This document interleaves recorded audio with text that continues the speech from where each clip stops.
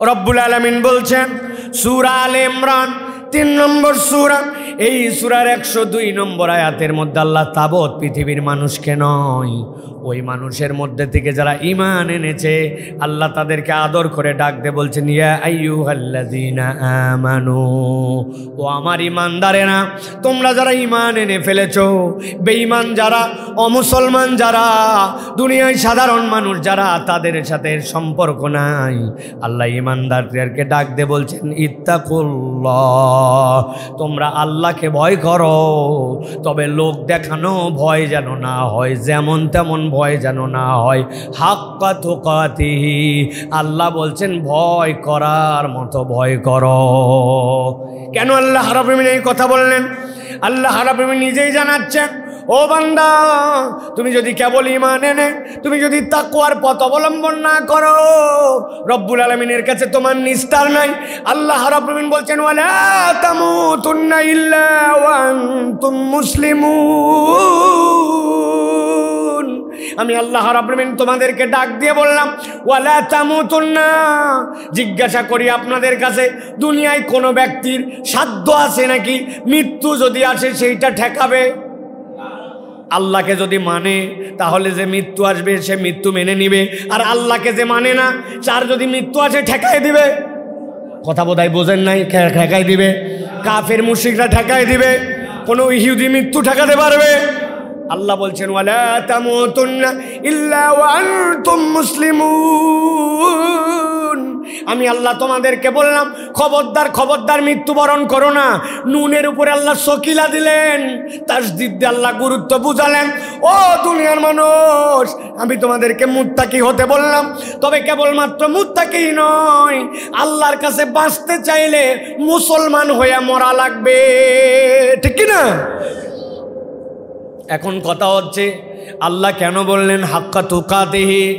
এই হাক্কা তুকাতির শিক্ষাটা আপনাকে আমাকে রমাদান দেয়। অনেক সময় মানুষ আছে আমার সামনে, ওই মানুষ থাকার কারণে চিন্তা করছে 10 জনের মধ্যে 8 জন মসজিদে চলে গেল, আমি যদি এখন মসজিদে না যাই মানুষ কি বলবে? ওই মানুষ কি বলাতে উনি মসজিদে আসছে, এরকম অনেক সময় নামাজি খুঁজে পাওয়া যায়, ঠিক না? সামনে ইলেকশন, এখন যদি আমি নামাজ না পড়ি তাইলে মানুষ তো বলবে বেনামাজি। এই জন্য অনেক সময় শোনা কথা, এক চেয়ারম্যান পদপ্রার্থী 1 আসরের নামাজ 3 জায়গায় পড়ছে, এরকম অনেক সময় শোনা যায়, ঠিক না ভাই? উনার চরিত্র যে কি আমাদের জানা নাই, কিন্তু স্লোগানে বলা হয় অমুক ভাইয়ের চরিত্র ফুলের মতো পবিত্র। বাপ রে বাপ, নামাজ পড়েনি বিগত 40 দিন, ফজরেরটা জামাতে 1 ওয়াক্ত আছে কিনা? আমার আল্লাহ বলছেন না, আমি আল্লাহ রাব্বুল আমিন তোমাকে জানালাম ইত্তাকুল্লাহা হাক্কা তুকাতিহি, ভয় করার মতো আল্লাহকে ভয় করো। দুনিয়ার কারো দেখানোর জন্য নয়, দুনিয়ার কারো স্বার্থে নয়, কেবল আল্লাহকে জেনে বুঝে আল্লাহকে সাক্ষী রেখে তোমাকে ভয় করা লাগবে। একটুখানি নিজেদের দিকে তাকান, গভীরভাবে উপলব্ধি করেন রমাদান আমাদেরকে ওই শিক্ষাটাই দিয়েছে। আমি যদি বাথরুমের মধ্যে ঢুকে যেতাম, গোসলখানায় যখন গোসল করলাম, পুকুরে যখন ডুবকি দিলাম, আমি যদি 1 ঢোক পানি খাইতাম, আল্লাহর দুনিয়ায় কেউ ধরতে পারতো না, ঠিক না? কারো সাধ্য নাই। আমি যদি গোসল করার সময় আমার নাকের উপর দিয়ে পানি চলে যাচ্ছে, 2 বার মাইরে দিলাম, কারো ধরার ক্ষমতা আছে? পুকুরের ডুবকির নিচে আপনি যদি 1 ঢোক মাছ বরাবর পুকুরে যায় পানি মেরে দিতেন, কেউ ধরতে পারত? আল্লাহ বলছেন তুমি হাক্কা তুকাতিহি ওই জায়গায় করেছ। দুনিয়ায় কাউকে দেখুক আর না দেখুক, তুমি আল্লাহর জন্য এখানে ভয় করে রোজা পালন করেছ। আল্লাহ বলছেন যে শিক্ষা তুমি রমাদানে পেলে, বাকি 11 মাস তুমি যদি এইটা ধারণ করে চলতে পারো, আল্লাহ রাব্বুল আমিনের এই বান্দা মৃত্যুই কেবল তার জান্নাতে যাওয়া ঠেকাবে। জান্নাতে যাওয়ার মাঝে মৃত্যু ছাড়া ওই বান্দার আর কোনো বাধা থাকতে পারে না। সুবহানাল্লাহ। এই জন্য 1 নম্বরে রমাদান আপনাকে আমাকে তাকওয়া শিখাইছে। এইটা আপনাকে আমাকে বাকি 11 মাস ধরে রাখতে হবে, তবেই আপনার আমার রমাদান বিদায় হবে বিশ্বাসের সাথে, নচেত আমরা বিশ্বাসঘাতক হব, ঠিক না? এখন এই যে আমাদের রমাদান, যে রমাদান আমরা বিশ্বাসের সাথে আল্লাহ রাব্বুল আলামিনের কাছে বিদায় করলাম, নবীজি বলছেন ওই মানুষের আরেকটা দায়িত্ব হচ্ছে রমাদান শিক্ষা দিচ্ছে আপনাকে আল্লাহর জন্য আপনি কৃতজ্ঞ বান্দা হবেন। তবে আল্লাহ বলছেন বান্দার কৃতজ্ঞ যদি হতে হয় তাহলে আগে আল্লাহর কৃতজ্ঞতার আগে বান্দার কৃতজ্ঞতা আদায় করতে হয়। মাল্লাম ইয়াশকুরিন নাস লাম ইয়াশকুরিল্লাহ। আল্লাহ বলছেন তুমি বলতেছো আলহামদুলিল্লাহ আলহামদুলিল্লাহ, আমি আল্লাহর প্রতি খুব খুশি আছি। আল্লাহ বলছেন তোমার আলহামদুলিল্লাহর পূর্ণতা হয় নাই যতক্ষণ না মানুষ তোমার যদি কোনো উপকার করে থাকে তুমি তার কৃতজ্ঞতা আদায় করো। আমরা মানুষের কৃতজ্ঞতা আদায় করি না। আপনি আপনার ছেলেটাকে বলছেন বাবারে এক গ্লাস পানি নিয়ে এসে দে তো, আপনাকে এনে দিছে, আপনি একটা ধন্যবাদ দেন নাই তাকে, আপনি জাযাকাল্লাহ খায়ের বলেন নাই, শুকরান বলেন নাই, চিন্তা করছেন ওর দায়িত্বই তো এটা। আপনার স্ত্রী, আমাদের স্ত্রী মা বোনেরা পুরা রমাদানে সবার শেষে ঘুমাইছে, সবার আগে উঠছে, ইফতারি রান্না করছে, চুলার পারে জ্বলে জ্বলে পুড়ে গেছে, এই মানুষগুলো কষ্টের পরে কষ্ট করছে, ঘর গুছাইছে, রান্না করছে। আপনি চিন্তা করছেন ওগুলো তো করবেই, আমি কি আলু তুলিনি? আমি তো আলু তুলছি। হ্যাঁ, আপনার আলু তোলার জন্য আপনার স্ত্রী আপনার প্রতি কৃতজ্ঞ হবে। স্বামী আপনি পরিশ্রম করেন, সংসারে কামাই করে আনেন, আপনার আনার কারণে আমরা সুন্দর করে খাইতে পারি, বাচ্চা কাচ্চা চলতে পারে, ভাতটা আমাদের আল্লাহ আপনার মাধ্যমে জুটায়। আল্লাহ আপনাকে ভালো রাখুক, আপনার প্রতি কৃতজ্ঞতা। শরীরের যত্ন নেন, স্ত্রী বলবে এটা। আবার স্ত্রীকে স্বামীও বলবে তুমি ঘর সংসারটা সামলাও, রান্নাবাড়া করো, এটাও কম ডিউটি না, গোয়াল গরু তোলো, তোমার প্রতি কৃতজ্ঞতা। বউ চিন্তা করছে বউয়ে কাবার থ্যাংক ইউ বলে কেমনে, স্বামী কাবার ধন্যবাদ বলে কেমনে, এর থেকে লজ্জার কথা আছে নাকি? বলে না ভাই। অথচ নবীজি বলছেন মাল্লাম ইয়াশকুরিন নাস লাম ইয়াশকুরিল্লাহ। আপনি মানুষের কৃতজ্ঞতা আদায় করতে পারেন নাই, আপনি প্রকৃতার্থে আপনি আল্লাহর কৃতজ্ঞতা আদায় করতে পারেন নাই। কেউ আপনাকে এক গ্লাস পানি ঢেলে দিয়েছে, আপনার স্যান্ডেলটা একটু সুন্দর করে আগায় দিছে, অজুখানার থেকে ওঠার সময় বলছে কল বন্ধ করলাম না, আপনি তো আমার পরে অজু করবেন, কল খোলাই থাকলো। ছোট্ট ছোট্ট বিষয়ে বান্দা যখন এক বান্দা আরেক বান্দাকে থ্যাংক ইউ বলবে, কৃতজ্ঞতা জানাবে, ধন্যবাদ দিবে, আল্লাহ রাব্বুল আলামিন সন্তুষ্ট হবেন। ওই বান্দার অন্তরে তখন আল্লাহর প্রতি কৃতজ্ঞতার বোধ জাগ্রত হবে। নচেত আমরা মানুষকে ধন্যবাদ না দিলে আমরা আল্লাহর কৃতজ্ঞ বান্দা হতে পারবো না। আমাদের গ্রামাঞ্চলে এটা বড় দুর্বলতা, আমরা কেউ কাউকে কৃতজ্ঞতা আদায় করি না। সবাই খালি ব্যাকা হয়ে কথা বলবে, দেখবেন কেউ একটা কিছু করছে উনি ব্যাকা হয়ে বলতেছে করবেই তো, করা লাগবেই তো, এটা তো ওরই দায়িত্ব ছিল, করিছে তো কি হয়েছে। কথা বলেন একটু আপনারা। এটা আমাদের আল্লাহ রাসূল সাল্লাল্লাহু আলাইহি সাল্লামের কর্তৃক দেখানোর নেচার এটা না। অতএব আমাদেরকে কৃতজ্ঞতা আদায় করতে হবে। প্রিয় ভাইরা, আপনার নাতিটাকে দিয়ে আপনি একটা বিড়ি কিনতে পাঠাইছেন, আপনাকে একটা বিড়ি কিনে দিয়েছে, আপনাকে অন্তত একটা ধন্যবাদ দেওয়া উচিত, তাই না? ও বাবা, আছে নাকি এরকম লোক? নাতিকদের বিড়ি কিনায় যেই নানা, যেই বাপ, এর থেকে বড় জাহেল বাপ আল্লাহর জমিনের নিচে একটাও নাই। আপনি ওর থেকে বলো একটু বিষ কিনে আনে, বলেন যে বিষ খাওয়ার শিখাও তোমার কাছ থেকে, কারণ আপনার কাছ থেকে কি আদর্শ সে শিখলো? হ্যাঁ, আপনার কাছ থেকে কি নৈতিকতা শিখলো? আমার নানা একবার গল্প করছিলেন, একবার তাদের কোন এক ভাইয়ের সেই মারা মারছে তার বাপ, কি জন্য? আগে নাকি হোঁকা পাওয়া যেত না, এখন হোঁকা আনতে বলছে। হোঁকা নিয়ে আসার পরে এক টান দিয়েই যে আনে দিছে তাকে এ মার কি সে মার। লোকজন জিজ্ঞাসা করতেছে এত মারতেছেন কেন? বলছে ওই হোঁকা খাইয়ে তারপরে আসছে। বলছে কোথায়? আপনার তো কেবল আনে দিল, আপনি কিভাবে বুঝলেন? বলছে শোনো, হোঁকা ধরানোর পরে মূল ধোঁয়া আসার আগে অন্তত 10-15টা টান দেওয়া লাগে, আর আমি দেখি এক টানে ধোঁয়া আসছে, তার মানে ওই টানতে টানতে আসছে। এখন বুঝে থাকলে বলেন ওর দোষ না যেই বেটা হোঁকা আনাইছে তার দোষ? তুমি একটা অন্যায় কাজ তাকে দিয়ে করাইছো আর তুমি অন্যায়ভাবে তাকে শাসন করতেছো। অতএব এমন কোনো কাজ করা যাবে না যে আমি নৈতিকভাবে তাকে শাসন করতে পারবো না। ওই রকম কাজ করালে এই সন্তান, এই নাতি, এই প্রজন্ম আমাদেরকে ভোগাবে। আমি বেনামাজি, আমার বেটাকে দিয়েছি মাদ্রাসায়, ওই ফজরের নামাজ পড়ে না, হুজুর এক যায় বলে হুজুর মাদ্রাসাত খালি ফজর পড়ে, বাড়ির ফজর পড়ে না, অথচ নিজের পরিবারে ফজর পড়ে না, নিজের পরিবারে ওয়াক্ত মতো নামাজ আদায় করে না, নিজের বাপ দাড়ি রাখে না, ওর সন্তান কেমনে মানুষ হবে? আগে নিজে মানুষ হওয়ার চেষ্টা করতে হবে, তারপরে প্রজন্মকে মানুষ বানাতে হবে, ঠিক না? আল্লাহ আমাদেরকে বোঝার তৌফিক দান করেন।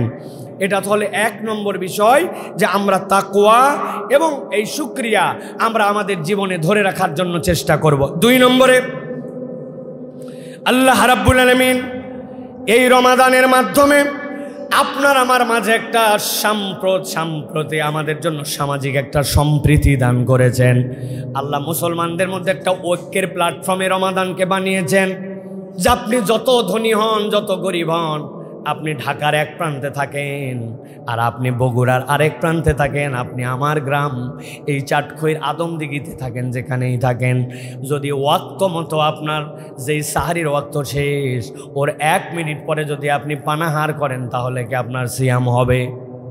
কথা বোঝেন নাই? হবে। অনেক ক্ষুধা লাগছে, এলাকা অন্ধকার হয়ে গেছে, মেঘাচ্ছন্ন আবহাওয়া, এই জন্য আসরের নামাজের আধা ঘন্টা পরে ঘর অন্ধকার করে যদি আপনি ইফতার করে ফেলেন, আপনার রোজা তো হবে। হবে? ভালো করে বোঝেন, রমাদান আপনাকে ঐক্য শিখালো। এক সময়ে পুরা পৃথিবীর মানুষ তার সূর্যোদয়কে হিসাব করে, তার ফজরকে হিসাব করে সে সিয়াম পালন করে, তার সূর্যাস্তকে হিসাব করে রোজা সে খোলে।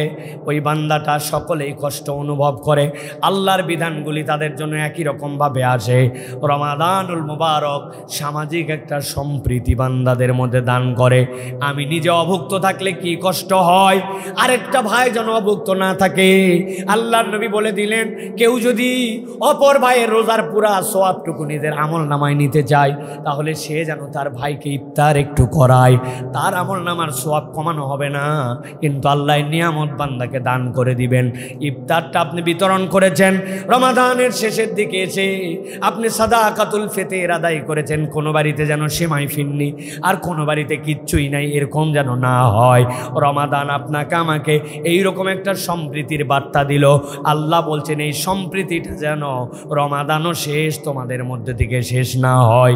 বাড়িতে বাড়িতে খাদ্য বিতরণ, অভুক্তদের জন্য খোঁজ খবর নেওয়া, মানুষের প্রতি সহমর্মিতা, শাহরুল মুয়াসাতকে 12 মাস নিজের জীবনে ধারণ করে রাখা, অপরের বাড়িতে খাদ্য প্রেরণ করা, বিভিন্ন ধরনের সম্প্রীতি এবং সামাজিক আচার আচরণগুলো ধরে রাখা। আল্লাহ বলছেন, রমাদান যে শিক্ষা দিল, এই শিক্ষাটা তোমার জীবনে যেন বাস্তবায়িত থাকে। বাকি 11 মাস যদি এইটা প্র্যাকটিসে থাকে, তোমার রমাদান বিশ্বাসের, আর প্র্যাকটিস না থাকলে তোমার রমাদান হচ্ছে বিশ্বাসঘাতকতা। আল্লাহ কোরআনুল কারীমের মধ্যে বলছেন, সূরা আল ইমরান 103 নম্বর আয়াত, আল্লাহ বলছেন, ওয়াতাসিমু বিহাবলিল্লাহি জামিআন ওয়া লা তাফাররাকু।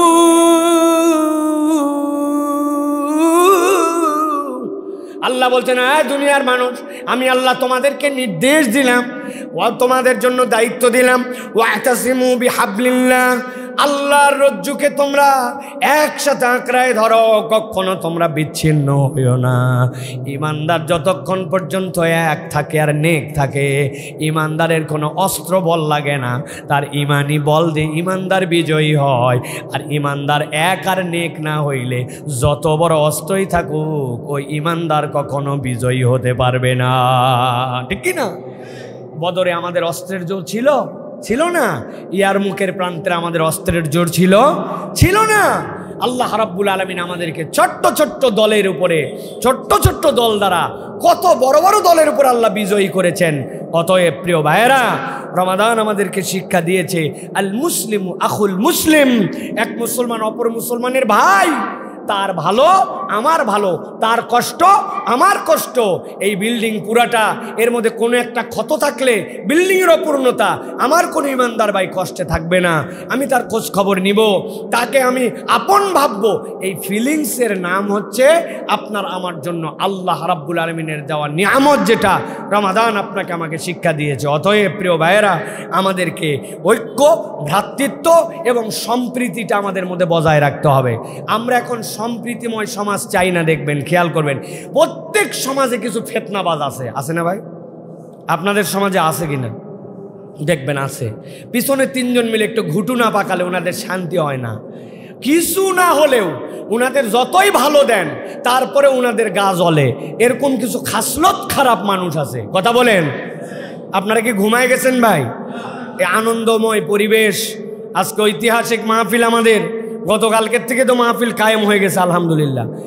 তো আপনারা এই যে আসছেন, আপনারা আমাদের দেখবেন সমাজের মধ্যে ওই যে একটা গল্প আপনারা এলাকায় জানেন, এক এলাকায় বিয়ে করলে এক মহিলাকে নাকি দেখায় নিত, যে চাষি দেখেন তো পছন্দ হয় কিনা।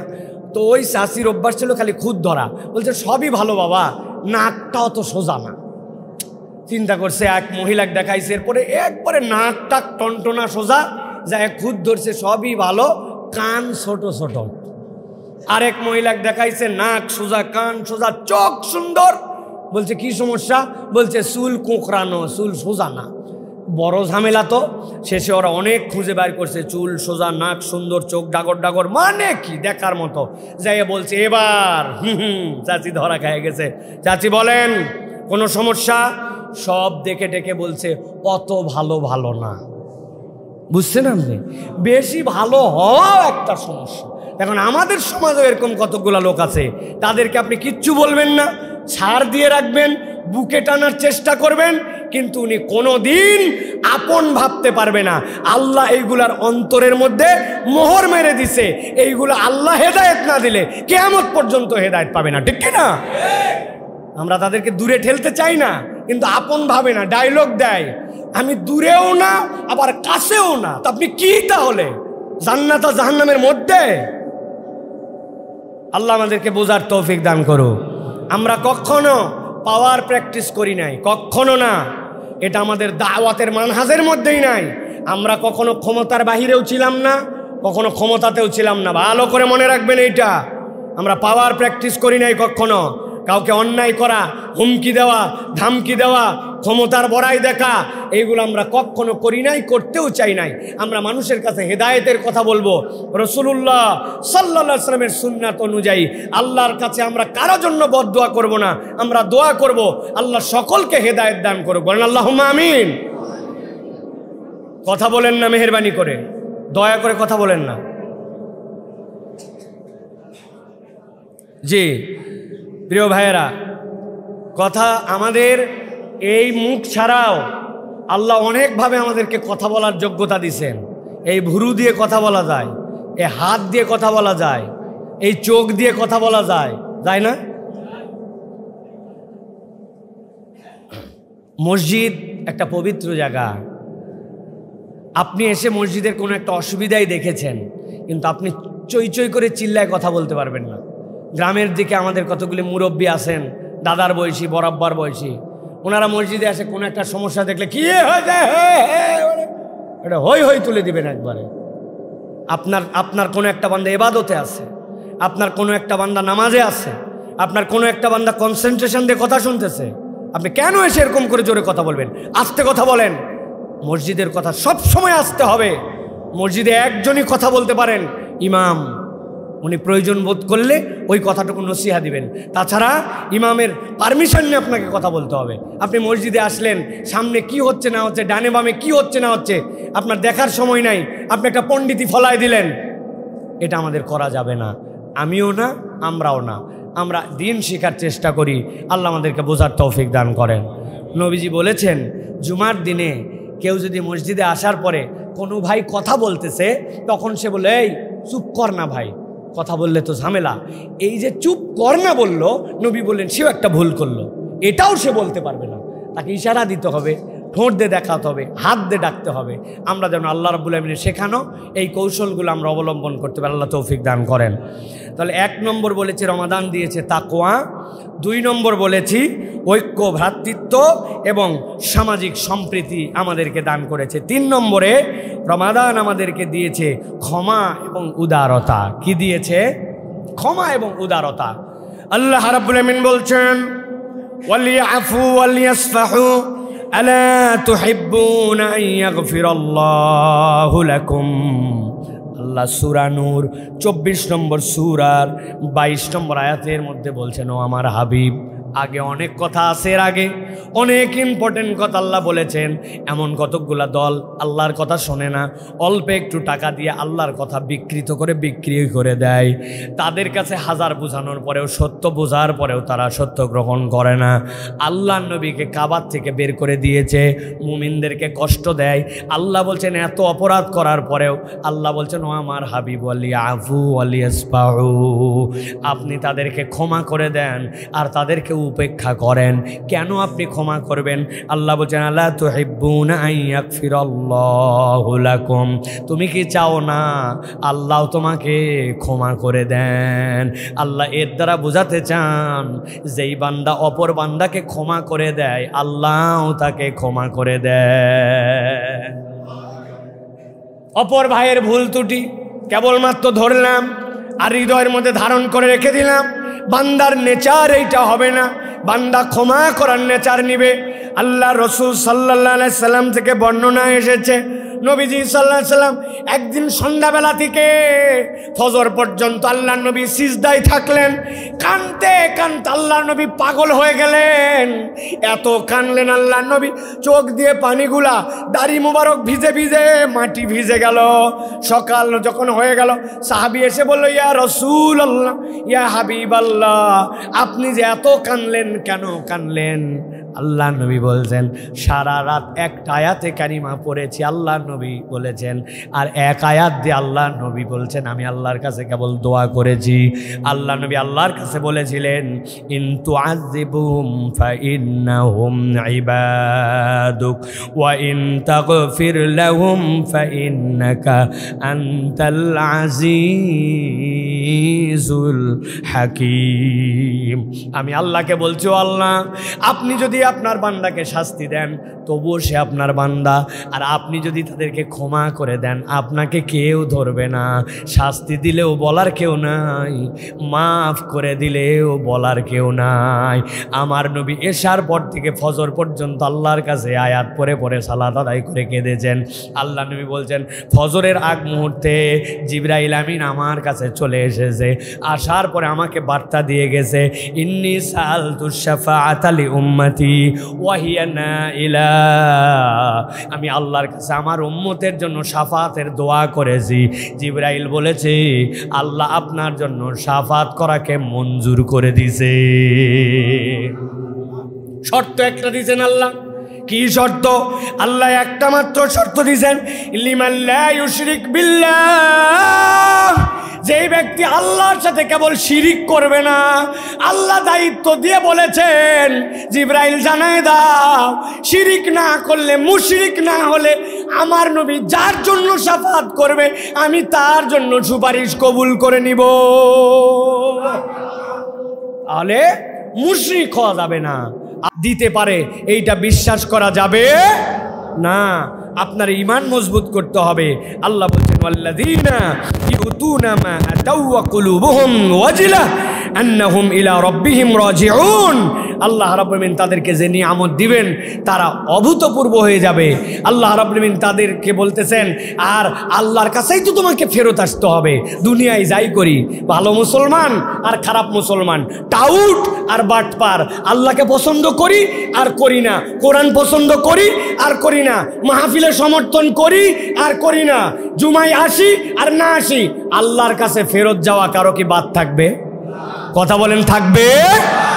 আল্লাহ বলছেন ওয়ান্নাহুম ইলা রাব্বিহিম রাজিউন, আল্লাহর দিকে তো ফিরবি, তো যেই জায়গায় তোর ফেরাই লাগবে তাহলে ওই রবের কাছে তোর ক্ষমা চাইতে সমস্যা কোথায়?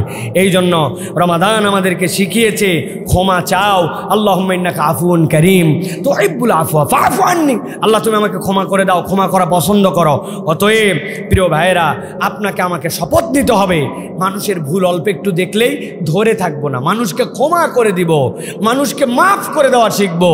মানুষকে ক্ষমা করে যে আল্লাহর ক্ষমা পাই সে। বলেন তো কি বলছি? মানুষকে ক্ষমা করে যে, আরেকবার বলেন, মানুষকে ক্ষমা করে যে।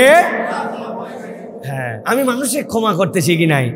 একজন সালাফ থেকে বর্ণনা আসছে, নবীজি বলছেন মানুষকে ক্ষমা করতে হবে, উনি উনার কর্মচারীকে ক্ষমা করে। এই লোক আবার দুর্দান্ত ভুল করে। একদিন বলছে এই কত ক্ষমা করবো রে তোরে, ক্ষমার তো একটা সীমা আছে। তো সে বলতেছে ক্ষমা তত দূর পর্যন্ত আপনি আমাকে করবেন আল্লাহর কাছে হাসরের দিনে যত দূর পর্যন্ত ক্ষমা আপনি প্রত্যাশা করেন। এখন আপনার ভুল যদি কম হয় তাহলে আমাকে ক্ষমা কম করেন। বলেন তো আমাদের ভুলের অবস্থা কি?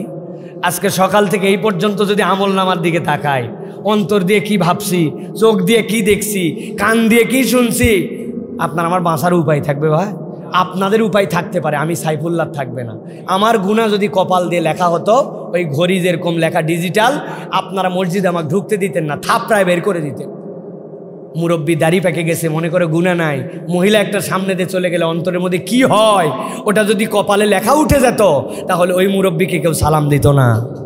তরুণ ভাব মারে ঘুরে বেড়ায়, দামি মোবাইল হাতে নিয়ে বাইক মারে, ওর বাথরুমের গুনাহ আর একার গুনাহ আর মোবাইলের গুনাহ যদি জনগণের সামনে জানায় দেওয়া হতো, ওই যুবককে কেউ গ্রামে ঢুকতে দিত না। কি ভাই কথা বলেন?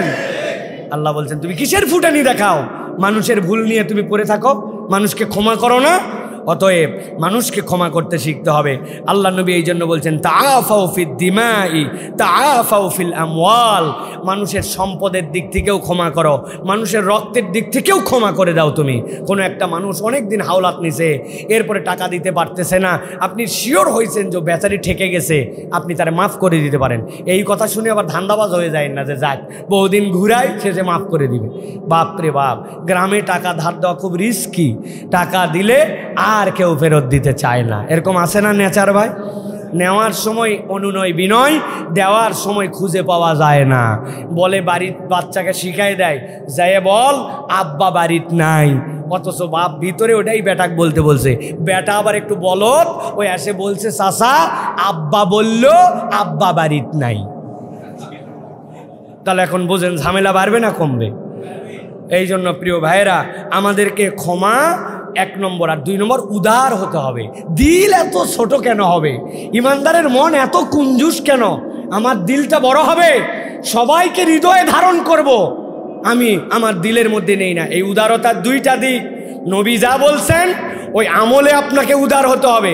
আমার আব্বা করে গেছে, আগের হুজুর করিছে, পূর্বের মৌলানারা কি বুঝতো না?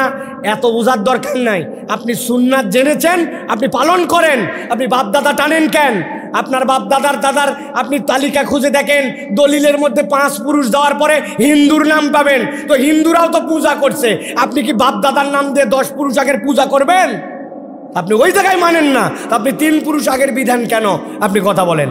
আমরা আমাদের মসজিদে প্র্যাকটিস করতেছি সালাতের পরে, আল্লাহর নবী তার জিন্দেগিতে কোনোদিন সম্মিলিত মোনাজাত করেন নাই। আমরা আমাদের মসজিদে প্র্যাকটিস করতেছি আস্তে আস্তে বাদ দেওয়ার জন্য। কতকের নামাজ না পড়লে সমস্যা নাই, কিন্তু ওনার মোনাজাত নিয়ে ওনার কলিজা ছিঁড়ে যাচ্ছে। এই সকল জিনিস উদারতা নয়, আল্লাহর নবীর বিধান মেনে নেওয়ার নাম উদারতা। এইটা সুন্নতের পাবন্দি, এইটা না করলে দুনিয়া আখিরাত আল্লাহ জিল্লতি করবে। আমরা আমাদের বাপ দাদার কথা বলতেছি না, আল্লাহ রসুলের কথা বলতেছি, ঠিক কিনা? আপনি গাজওয়ারি করলে আল্লাহর কাছে ধরা খাবেন।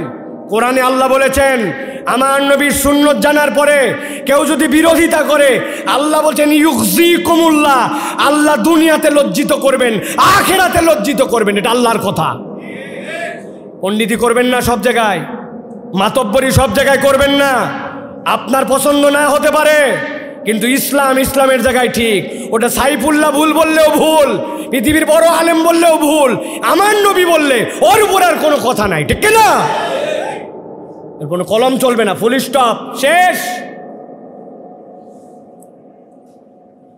আপনার পছন্দ না হলে চুপ করে থাকবেন, কিন্তু নবীর সুন্নতের উপর কোনো কথা বলা যাবে। উদারতা মানে কি? উদারতা মানে একজন চাইলো 10 টাকা দিয়ে দিলাম, 50 টাকা দিয়ে দিলাম, দিই না। উদারতা মানে দিল বড় করা। আমার হাবিব বলেছেন কোনো সে নাই, যুক্তি দিয়ে তো অনেক কিছুই করতে মন চায়, করবেন। আমি 3টা যুক্তি দেই, আপনাদের করা লাগবে। কারা কারা এখানে বসে বসে কোরআন শরীফ পড়েন? হাত তোলেন। কোরআন শরীফ যখন পড়েন, বসে বসে পড়ছেন, জীবনে একবার হলেও কোরআন, হাত তোলেন। কোরআন শরীফ পড়েননি এখানে? নামেন, হাত নামান। বসে বসে কোরআন শরীফ পড়া জায়েজ নাই। এখন থেকে কোরআন শরীফ পড়লে দাঁড়ায় দাঁড়ায় পড়তে হবে। বলি হুজুর যুক্তি, নামাজ ফরজ, ফরজ নামাজের জীবনে কোনোদিন বসে কোরআন শরীফ পড়ছেন? সূরা ফাতিহা বসে না দাঁড়ায়? কথা বলেন। কেরাত সাথে আলাম তারা বসে না দাঁড়ায়? নফল নামাজে বসে না দাঁড়ায়? আত্তাহিয়াতুর জায়গায় কোনো কোরআন তেলাওয়াত আছে? সারা জীবন কোরআন তেলাওয়াত দাঁড়ায়া। আর আপনি কত বড় বেয়াদব, আপনি বসে বসে কোরআন তেলাওয়াত করতেছেন। এখন থেকে আপনাকে দাঁড়ায় কোরআন তেলাওয়াত করা লাগবে, মানবেন? বলছে হুজুর এগুলো আলগা যুক্তি দিয়েন না, ওটা কোন জায়গাটা কোন জায়গা খাটাচ্ছেন। নবীজি এমনিও তেলাওয়াত করছে, নামাজেও পড়ছে, তাহলে আপনি আপনার যুক্তিতে মানেন না, কি ব্যাপার? আমি তো দলিল দিছি আপনাকে। জুম্মার নামাজ পড়া ভালো না খারাপ? কথা বলেন। নামাজে প্রত্যেক রাকাতে কয় সিজদা? নবীজির কোনো গুনাহ ছিল? সাহাবীরা আমাদের থেকে খারাপ মানুষ ছিল? ভালো মানুষ ছিলেন। নবীরা মাসুম ছিলেন। নবীও 2 সিজদা দিল, আর আমার গুনাহ খাতায় ভরা। আজকে 4 সিজদা হবে। সিজদা দেওয়া ভালো, সিজদা দিলে আল্লাহ খুশি হয়। আজকের জুম্মাতে 4 সিজদা দিব। দিবেন? কেন দিবেন না? সিজদা দেওয়া খারাপ? জুম্মার নামাজ প্রত্যেক দিন হয়, দিবেন না কেন? যুক্তি দিলাম তো। ঈদের নামাজে আজান দিছে তো এবার, না ঈদগাহে? যারা আজান দেয়নি ওদের ধরে বানাতে হবে। এতগুলা লোক চাইট করে নামাজ পড়লে মাঠে, আপনার আজান দিলেন না, লোকজনের কত সুবিধা হতো। একামত দিয়ে এরপরে নামাজে দাঁড়াতেন। একামত দিছেন তো নাকি? কি সমস্যা? মাগরিবে আজান দেন, জুমায় আজান দেন, আর ঈদে আজান দিলেন না। আগামী ঈদের থেকে আমরা কুরবানিতে আজান দিব, দিবেন না? কেন দিবেন না? আজান দেওয়া খারাপ? না, নবী করে নাই। তোমার যুক্তি চলবে না। আজান দেওয়া যাবে না, আজান দেন না, 4 সিজদা দেন না, দাঁড়ায় কোরআন তেলাওয়াত করেন না। আর নবীজি বলছে নামাজের পরে কোনোদিন হাত তুলে মুনাজাত করলো না, ওই জায়গায় আপনার গায়ে বাঁধে। আপনি টাউট মুসলমান, 2 নম্বর মুসলমান। এটা নিয়ে দল পাকান, ঘুটু বান্ধেন। উদার হন, দিল বড় করেন, ইসলামের কাছে নিজেকে সমর্পণ করে দেন, সব দেখবেন সুন্দর লাগবে। আর চশমা যদি আপনারটা পরে থাকেন, ঝামেলা আছে। আমার আব্বা ঈদের দিন চশমা কিনে দিয়েছিল আমাকে, লাল রঙের, 2 টাকা দাম, এলাস্টিক দেওয়া, বাঁশিয়ালার কাছ থেকে। উপরে তাকায় দেখি আসমান লাল, নিচে তাকায় দেখি আব্বা লাল, বাড়িতে এসে দেখি আম্মা লাল, সীমাই লাল, বিরানি লাল। আম্মা কাছে বলছি, মা এই চশমা হবে না, আমার আরেকটা চশমা দেওয়া লাগবে। আবার 2 টাকা দিয়ে আম্মার তেটা কিনছি, হলুদ। এবার চোখের দিয়ে দেখি দেখি আসমান হলুদ, বাড়িতে এসে দেখি আম্মা হলুদ, লবণ হলুদ, ভাত হলুদ। বুঝে থাকলে বলেন, আমার আব্বা লাল, আম্মা হলুদ, আসমান লাল, টমেটো আর লবণ এইগুলো সব হলুদ। কথা বলেন না যে হলুদ না। কি হলুদ? আমার চোখ হলুদ, আমার চোখ লাল। পরিবর্তন অন্তরে করেন। আল্লাহর বিধান আল্লাহর বিধানের জায়গায় সুন্দর আছে। আমি আপনি যদি চেঞ্জ না হতে পারি, আল্লাহর বিধানের কোনো ঠেকা নাই। আল্লাহর বিধানকে আপনাকে আমাকে অনুযায়ী পরিবর্তন হতে হবে। আল্লাহর বিধান দিয়ে আমরা পরিবর্তিত হব। কিয়ামত পর্যন্ত আপনার আমার ইচ্ছায় আল্লাহর বিধান চলবে না, ঠিক কিনা? কথা ক্লিয়ার? কথা ক্লিয়ার? কারো বিপক্ষে বলছি, কারো পক্ষে বলছি? তাহলে উদার হন, দিল বড় করেন। আগে যা করছেন করছেন, পরিবর্তন হন, মানুষের কাতারে আসেন। আল্লাহ রাব্বুল আমিন আমাদেরকে কবুল করুক, আমাদেরকে মানুষ হওয়ার তৌফিক দান করুক। 4 নম্বরে সাদাকা। রমাদান আপনাকে আমাকে দান করা শিখাই দিয়ে গেছে। মানুষ যাকাতের হিসাব রমাদানে করে, চাইলে কাউকে ফেরত দেয় নাই। আল্লাহ বলছেন এই অভ্যাসটা বাকি 11 মাস বন্ধ করা যাবে না। আল্লাহ বলছেন মান যাল্লাযী ইউকরিদুল্লাহা করদান হাসানা ফায়ুদাইফাহু লাহু। আল্লাহ বলছেন কে আসো? রব্বুল আলামিনকে তোমরা কর্জ দিবে। আমার রব নিজেকে বলছেন গনি, আমার রব নিজেকে বলছেন রাজ্জাকুল কুওয়াতিল মাতিন। ওই আল্লাহ আবার বলতেছেন কে আসো? আল্লাহকে ঋণ দিবে। আল্লাহর ঋণ লাগে না।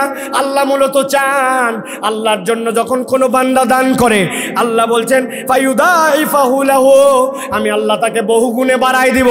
কোনো অভাবী বান্দা, কোনো বিপদগ্রস্ত বান্দা, কন্যাদায়গ্রস্ত বান্দা, অসুস্থ বান্দা, কারো একটু পয়সা দরকার, হাওলাত দরকার, কারো সাহায্য দরকার, বান্দা নিজের সামর্থ্য অনুযায়ী যদি দান করে, ওইটা আল্লাহকে ঋণ দেওয়া হয়।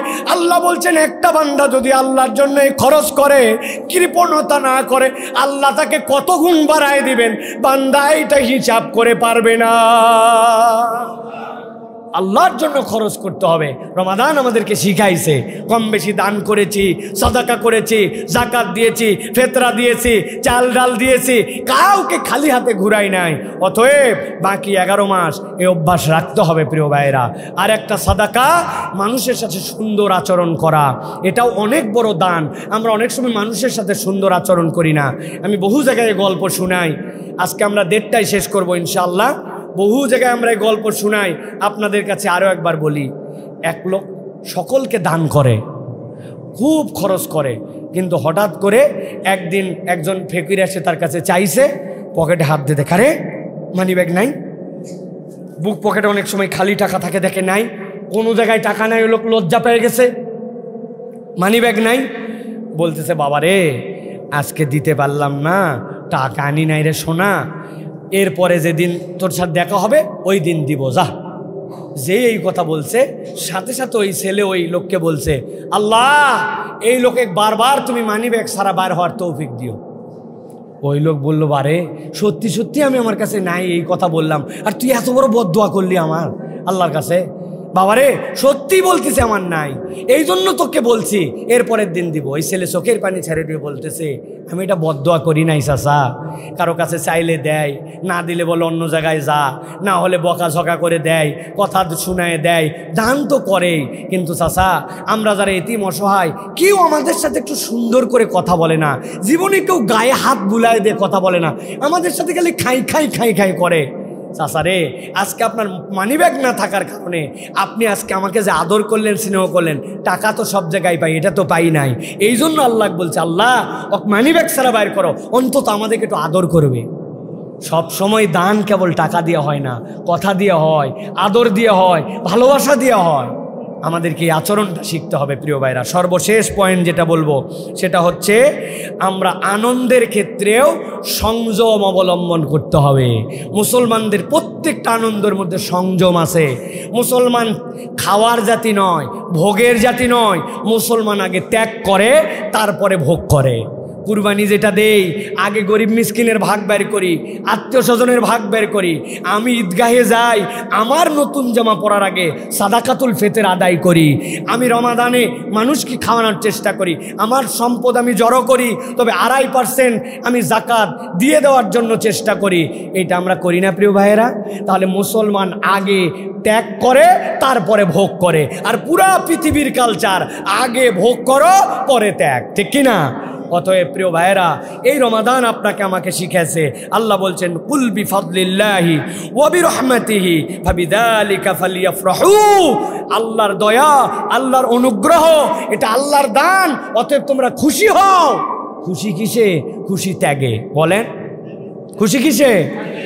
মানি ব্যাগ খোঁজে বাইর করছে, মানি ব্যাগ খুঁজে খুঁজে এ পাথার ও পাথার করে সাদা একটা ভালো টাকা বাড়াইছিল, সেটা আবার ঢুকায় ছিঁড়ে একটা টাকা আমাদের কলিজার থেকে বের হয়, ঠিক কিনা ভাই? এটা কখনো ইমানদারের টার্গেট হতে পারে না। ইমানদার সব সময় ভোগ করার আগে ত্যাগ করবে, আর প্রত্যেকটা আনন্দে সংযমী হবে। ইসলাম আপনাকে যে আনন্দের সংযম দিয়েছে ওর মধ্যে আপনাকে থাকতে হবে। আপনি কথায় কথায় গান বাজনা বাজান, ডেক চালান, বিভিন্ন ধরনের বেহায়া বেলাল্লাপনা করেন। যেই মেয়ে 1 মাস রোজা থাকলো ওই মেয়ে বাহিরে বেপর্দা হয়ে ঈদের ড্রেস পরে চলে গেছে হরহর করে। যেই মানুষ দাড়ি রেখে দিছিল রমজানে, ওই মানুষ ঈদের রাত্রে দাড়ি ছেঁচে ঈদগাহে সলসলা হয়ে চলে যাচ্ছে। ব্যাপার কি? আবার বিয়ে করবেন নাকি চাচা? বয়স তো 70 হলো, করলে করেন, তো বিয়ে করার জন্য দাঁড়িয়ে থাকা চলবে না? কে বলিস এইটা? প্রিয় ভাইয়েরা, এই যে আমাদের বিনোদন, আমাদের আনন্দ যেটাই করি আমাদেরকে সংযমী হতে হবে। আল্লাহর সীমারেখা অতিক্রম করা যাবে যাবে ভাই, আমি কাউকে ডিস্টার্ব করতেছি না, আমার হেডফোনে আমি কানে লাগাই, যা শুনি তাই শুনি, তাই নাকি? আপনার কান আপনার কে বলিছে? এই আপনার চোখ আপনার কে বলছে?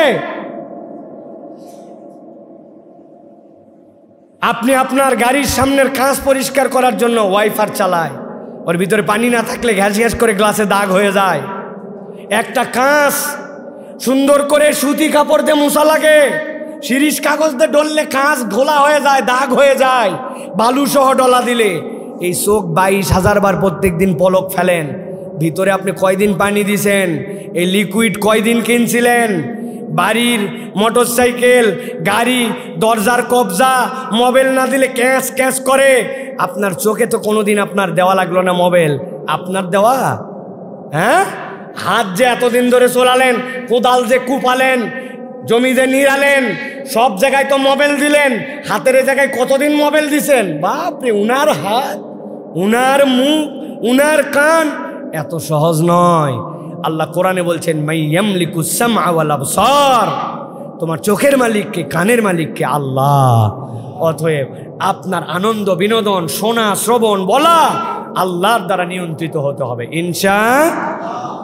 আল্লাহ আমাদেরকে এই কথাগুলির উপর আমল করার তৌফিক দান করেন। 5টা পয়েন্ট বলেছি, তাকওয়া, আল্লাহ শুকরিয়া আদায়, ঐক্য, ভ্রাতৃত্ব এবং সামাজিক সম্প্রীতি ধরে রাখতে হবে, ক্ষমা এবং উদারতা, সাদাকা এবং গরিবের জন্য সহায়তা, আর আনন্দের সংযম, এটা আমাদেরকে ধরে চলাফেরা করতে হবে।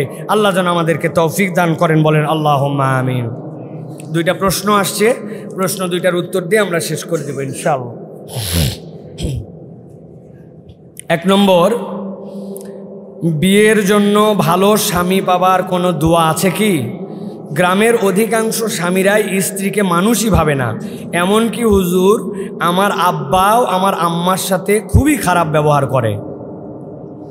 চিন্তা করেন, একজন মেয়ে তার বাপের আচরণ দেখে নিজের স্বামী গ্রহণের জন্য ভয় পায় যে আমার স্বামীটা আমার জন্য ভালো হবে কিনা, স্বামী ভালো পাওয়ার জন্য কোনো আমল আছে কিনা। তাহলে আগে বলবো আমি, আমরা যারা স্বামী, আমরা কেমন স্বামী সেই মূল্যায়নটা করি। প্রিয় ভাইয়েরা, নবী সাল্লাল্লাহু আলাইহি সাল্লাম বলেছেন, শোনো, ওই ব্যক্তি সর্বোত্তম যে তার পরিবারের কাছে উত্তম। আমি মুহাম্মদুর রাসূলুল্লাহ সাল্লাল্লাহু আলাইহি ওয়াসাল্লাম আমার পরিবারের কাছে আল্লাহর দুনিয়ায় সর্বোত্তম। অথচ আমরা উত্তম মানুষ হতে পারছি না। এই বাচ্চা বিচার দিছে একরকম তার বাপের নামে, নাম বলে দিব, নাম সহ দিছে, তাহলে তো পরিবারের মধ্যে আরও অশান্তি লেগে যাবে। প্রিয় ভাইয়েরা, প্রিয় বোনেরা, আল্লাহর কাছে আপনি 2টা দোয়া করেন। আল্লাহ রাব্বুল আলামিন শিখিয়েছেন, রব্বানা হাবলানা মিন আজওয়াজিনা ওয়া যুররিয়াতিনা কুররাতা আয়ুনি ওয়াজআলনা লিল মুত্তাকিনা ইমামা। হে আল্লাহ, আপনি আমার পরিবার এবং তাদেরকে আমার চোখের জন্য শীতলতা বানায় দেন। আল্লাহ, আপনি আমার বংশধরকে মুমিনদের লিডার বানায় দেন। এটা আল্লাহ রাব্বুল আলামিন শিখিয়েছেন। সূরা ফুরকানের 74 নম্বর আয়াত। এইটা বেশি বেশি যারা বিবাহ করেছেন, করবেন, করতে চাচ্ছেন, এই আমলটা বেশি বেশি করবেন। আল্লাহ, আমার জন্য এমন পরিবার দাও, এমন স্বামী, এমন স্ত্রী, আমার চোখের জন্য যেন শীতলতা হয়ে যায়। এই দোয়াটা করেন। আর 2 নম্বর একটা দোয়া আল্লাহর কাছে কাকুতি বিনতি করে করবেন। সূরা কাসাসের 24 নম্বর আয়াতের মধ্যে আসছে, রব্বি ইন্নী লিমা আনজালতা ইলাইয়া মিন খাইরিন ফাকির। হে আল্লাহ, তুমি আমার জন্য যা কল্যাণ দাও, ছোট থেকে ছোট, ওইটার জন্য আমি ভিক্ষুক। আল্লাহ, তো তোমার ভিক্ষুককে তুমি তোমার দুয়ার থেকে কখনো দূর করে দিও না। রব্বি ইন্নী লিমা আনজালতা ইলাইয়া মিন খাইরিন ফাকির। এইটা সূরা কাসাস 24 নম্বর আয়াত। এটা পড়ে আল্লাহর কাছে বলেন, আল্লাহ, আমার উত্তম স্ত্রীর ব্যবস্থা করে দেন, উত্তম স্বামীর ব্যবস্থা করে দেন, যেই স্বামী স্ত্রী হলে চোখের শীতলতা হবে সেইটার ব্যবস্থা করে দেন। আর যারা এখানে স্বামী হিসাবে স্ত্রীর সাথে খারাপ ব্যবহার করেন, আল্লাহর ওয়াস্তে আজকের থেকে আচরণ চেঞ্জ করেন। আপনি আপনার স্ত্রীকে বিশুদ্ধ ভাষায় গালি দেয়, ময়াকার গয়ে দীর্ঘই, আছে না ভাই? বাহিরে খুব ভিআইপি মুসলমান, আচার আচরণ সুন্দর, কিন্তু বাড়িতে যাওয়ার পরে উনি খতরনাক মুসলমান, মানুষ হিসেবে গোনে না স্ত্রীকে। অনেক স্ত্রীও আছে বা স্বামীর প্রতি অকৃতজ্ঞ। এইটা হওয়া যাবে না। আল্লাহ আমাদেরকে বোঝার তৌফিক দান করেন। আরেকজন প্রশ্ন করেছেন, শায়েখ, আমার খুব ভয় করে মুসিবত থেকে বাঁচতে এবং পরিবারের নিরাপত্তা লাভের আমল মেহেরবানি করে বলে দিবেন। প্রিয় ভাইয়েরা, অনেক মানুষই আছে নানান কারণে ভীত। এর অন্যতম একটা দিক আছে, ছোটবেলায় আমরা অনেক নেচার, বড়রা ছোটদেরকে ভয় দেখায়, মিথ্যা ভয় দেখায়, যাস না, ভূত আছে, বলে না ভাই? বাচ্চা সামলানোর জন্য সব মিথ্যা কথা বলে। এটা সাইকোলজিক্যালি তার মধ্যে অনেক সময় ঢুকে যায়। খবরদার, বাচ্চাদের সাথে মিথ্যা কথা বলা ইয়ার্কি করেও নিষেধ। আর এই সকল কোনো অমূলক ভয় ঢুকাবেন না। বাচ্চাকে সাহসী করার জন্য চেষ্টা করবেন। মুসলমান সাহসীর জাতি। ও কেন শিয়ালের গল্প শুনে আর বাচ্চাকে ঘুমাবে? ওই কেন বাঘের ভয় থেকে বাচ্চাকে ঘুমাবে? মুসলমানের ভয়ে বাঘ এলাকা ছাড়া হবে, শিয়াল টিকতে পারবে না, ঠিক কিনা? এই পরিবর্তন করতে হবে আমাদের। এটা 1 নম্বর। 2 নম্বর, যারা বিপদে আছেন, নবীজি সাল্লাল্লাহু আলাইহি ওয়াসাল্লাম একটা দোয়া শিখিয়েছেন, ইউনূস আলাইহিস সালামের দোয়া, লা ইলাহা ইল্লা আনতা সুবহানাকা ইন্নী কুনতু মিনাজ জালিমিন। লা ইলাহা ইল্লা আনতা সুবহানাকা ইন্নী কুনতু মিনাজ জালিমিন। নবীজি বলছেন, এটা বিশ্বাস নিয়ে কেউ যদি পড়ে, তার যত বড় মুসিবত হোক আল্লাহ তাকে উদ্ধার করে দিবেন। অতএব এটা শিখতে হবে। আর 2 নম্বর, পরিবারের নিরাপত্তার জন্য আদাবুল মুফরাদের মধ্যে একটা বর্ণনা এসেছে, সেখানে নবীজি দোয়া করতে শিখিয়েছেন, আল্লাহুম্মা ইন্নী আসআলুকাল আফিয়া ফি দীনি ওয়া আহলি। আল্লাহ, আমি আমার দিন এবং পরিবারের জন্য তোমার কাছে নিরাপত্তা চাই। এই দোয়া পরে কেউ যদি নিরাপত্তা চায়, আল্লাহ তার নিরাপত্তা দাতা হয়ে যাবেন। সুবহানাল্লাহ। তাহলে সবাই বলেন, আল্লাহুম্মা ইন্নী আসআলুকা আল আফিয়াতা ফি দীনি ওয়া আহলি। আল্লাহ আমাদেরকে আমল করার তৌফিক দান করেন।